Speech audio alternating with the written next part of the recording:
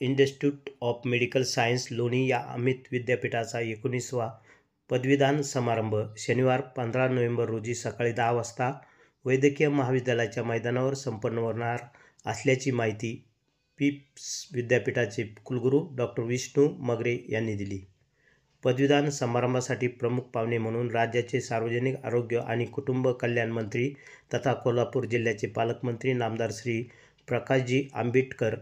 तसेच राज्याचे जलसंपदा मंत्री तथा अहिल्यानगर जिल्ह्याचे पालकमंत्री नामदार श्री राधाकृष्ण विखे पाटील यांच्यासमवेत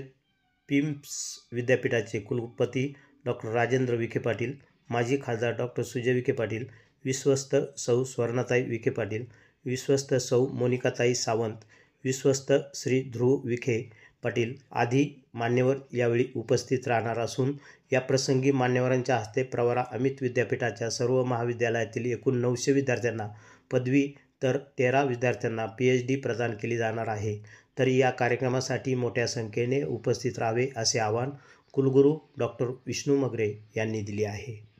प्रवरा न्यूजसाठी पत्रकार विजय बोडखे, प्रवरा परिसर.